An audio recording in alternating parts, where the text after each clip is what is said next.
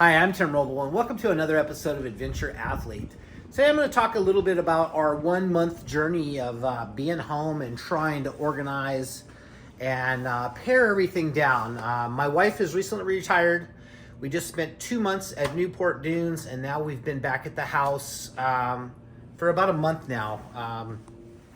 It's kind of a tough journey. It's, a lot of times you set goals, and the goals don't have a straight course. They have a zigzag path. And I feel like that's kind of where we've been on. And I've just kind of listed a ton of things for sale. I still probably have another 15, 20 things for sale on Craigslist. But if you notice over here in the motorcycle storage area, I sold both of my gas motorcycles, my 450 Extreme Enduro bike and my Husky 701 rally bike. So this is basically what we're down to, is my electric motion trials bike, and then my giant e-bike and my Scott's e-bike, and everything else I have uploaded into the truck. And that was the initial plan, was to sell everything off, and still not wavering away from that, but I have everything currently for sale. But yesterday I kind of had a little epiphany, and I started thinking like, wow, if you could do anything today. I think I've talked about that in my previous video. Every morning I wake up and say, wow, what would you rather do today than what you have to do? Go to the shop, work, list things for sale.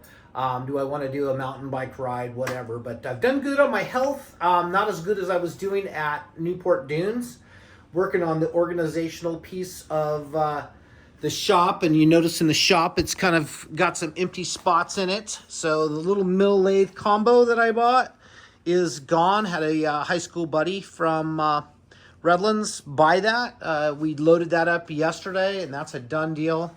The Husky went on Thursday.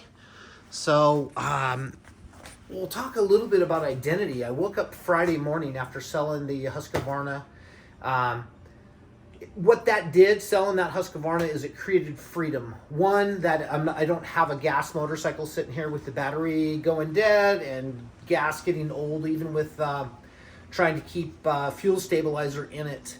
I don't like things to sit, and I know things are going to sit for the next couple of years because I have enough on my plate to do. I have motorcycle trials, which I just signed up for an event, a 2-day this coming weekend. So out in Anza, rounds 3 and 4 of Southern California trials. So I'm super stoked on that. I'm going to take the adventure truck. If you remember, I talked about that. I think I did a couple of videos on it. I moved out of it. I currently have that truck for sale for $65,000 firm. And if I do not get a $65,000 buyer for it, that's okay. I'm not going to move the price down anymore on that. I had talked on my last video about the Humvee. And here's the Humvee platform. And absolutely love this build. This build is true to my heart. I'm going to finish this build, so I think a lot of you are going to be happy with seeing my thought process of what I'm doing on this. I may be wavering a little bit on hard sides. We're going to see, because I want to keep this top as low as possible.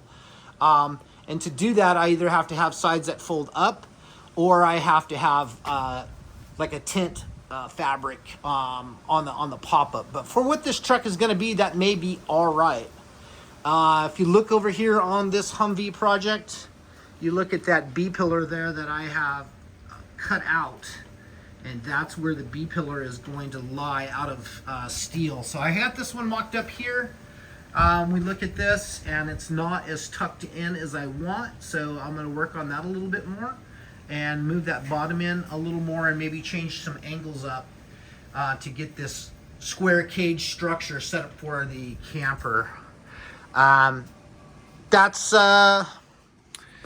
pretty near and dear to my heart. I'm kind of at this spot right now. I have enough money in the bank to carry me to when I start receiving my first retirement, which is my civil service, when I turn 56 in 8 months. At 60, I start getting my Air Force Reserve retirement, and 62 in 8 months is my Social Security. But in between that time, I figured out, like, I kind of live off of $800 to $1,000 a month. I have more than enough money to carry me into that. Like to do things to start generating more money. You look around the shop here, there's still plenty of tooling. I'm primarily a fabricator. This little arc droid with the Everlast plasma has been a wonderful investment. I currently have that for sale, and I have that for sale for basically retail. I've set that up, and if that doesn't sell, I'm happy, and I'm probably later today. If I don't get a hit on it, I'm gonna go pull that off. Because of what the shop is right now, I have the capabilities with the TIG, CNC plasma. This MIG welder basically is everything that I used on that to build Oscar Mike. Now, I do have a couple little things. I think I got a sander sitting over there, but I built Oscar Mike all cordless and with a cutter. I did use a chop saw on the ground out there, but basically everything that built that truck is right here. And that's one thing that I'll say about building an overlander versus building an off-road race car or a off-road play car. You don't need a tube bender. You don't really need a tube notcher. Most of your overland builds are done out of square tubing. Now, on the Humvee, I would not do a square tube cage on anything else other than the Humvee. I just thought because of the squarish lines and how heavy I wanted to build things, you know, like the rock sliders and all the rails that attach to the frame are 250 wall.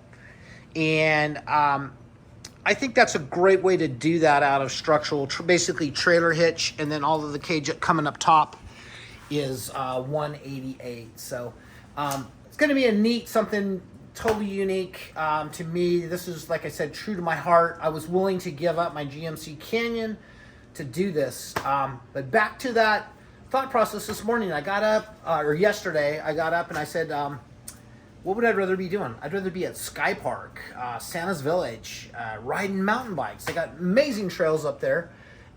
It's seriously, it's like 20 miles, 22 miles from the house. A great time, a great day. So little day trips, a little truck, the Humvee, the adventure truck makes sense. So I am going to figure out how to pare down to one of these vehicles and go from there, but I don't really have to make a hardcore decision on that. So like I said, we're still trying to feel all of this out. Kim is wanting to take a trip. I think her next trip's going to be Portugal. I don't think I'm going to join her on that. I'm already signed up to go out to King of the Hammers. I've done the VIP experience again, so I will be bringing you King of the Hammers footage daily as Hammertown grows. My plan is to stay out at King of the Hammers for a full month this year. I'm getting ready to do a trip here in the next couple of weeks. I'd like to try to fly paramotors out there, and then of course trials, and then I'm taking my Quiet Cat fat bike with me that I can still ride out in the desert and get some training in. And I believe I'm going to take 2 dogs, the Malinois and the German Shepherd, so that should be just an interesting experience all the way around, feeling our way into this full-time RV living. I'll say full-time RV living, but we are keeping the house, and we're going to use, this is a staging point. So probably 9 to 10 months a year, we're going to be out on the road. Salton Sea, King of the Hammers, Utah, going from place to place and just coming back, trading out different kit. I got kayaks and stuff in the shed. So we'll trade kit out and go from there. And it's one of those things that, like, you got to look at, like, how would you do this? A lot of people sell their house, they sell all their possessions, but man, I'm struggling with it. I'm struggling with not only the connection to it, but I'm struggling with, which I could be okay without, I'm struggling with, right now we're in a different market, and it doesn't seem like there's a lot of hardcore buyers, not for like a $65,000 cash RV. There's somebody out there for that, and I still believe that's a huge value for what you get. You couldn't build something, you couldn't buy that truck used and build it out for $65,000 with the kit that's in it. You'd be over $100K again. So that's a value for someone, and when that comes up, until then, I'm going to use the shit out of it and just go down the road enjoying life, having a great day every day. And through that, what I'm finding, and that's what my wife's doing right now, she's cleaning, paring down, and organizing. We have a bin set up for donations, and we have a bin set up for Craigslist for small stuff in the house, as well as I come out here and shoot pictures. So that's about it for now that I can think of. This is kind of a weird video, but I just wanted to kind of get this out. If it's for, if it helps you out, hey, great. If you guys would take the time, if you went this long with me, please hit me up on a thumbs up and consider subscribing to the channel, because we got some great content on the way. Trying to figure this out as we're 55, retired, and moving down this process. It's tougher than I thought it was going to be. My identity shift on the motorcycles, I was a little freaked out in the morning. I'm like, wow, I don't think I've ever been without a gas-powered motorcycle since I was about 3. Through everything I went through in life, I've always maintained some type of gas motorcycle, and now I have an electric trials bike. That's it, and my bicycles, but plenty to have, plenty to do. You start writing down all the things that I can go do: one wheel, electric unicycle, paramotor, hiking, balancing on a rock, training some dogs. It really is an interesting and great process, and I'm super looking forward to wonderful days. But to get to that, organization, pare down, and still have to build out another overland camper, which I think right now my mindset's great on it. The weather's great, and I'm really kind of stoked, and I'll be moving down that road more this week, moving back into the adventure truck. And boy, I've done that twice, I believe now, but I think it's going to be a good journey. I think everything's going to be really, really well, and it's going to work out in the end the best of what it's supposed to be. And that's kind of what I'm just kind of manifesting, what I'm praying for.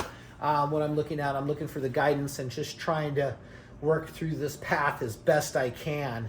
And, I take notes and I journal daily, and just try to look back on those notes and see what I was feeling at Newport Dunes versus what am I feeling here. And this is like the first weekend I've been home that I actually feel super good, passionate, and just little things that are changing up are really making a huge difference. And the biggest difference is 2 motorcycles gone, which anyone that really knows me knows I'm a motorcycle dude. And being that those are gone, I can focus on trials. Like I said, the 2-day coming up, wow, the future's looking super, super positive. That's going to be it for now. Thank you guys for staying with me. I'm Tim Roble, and I'll catch you guys here next time.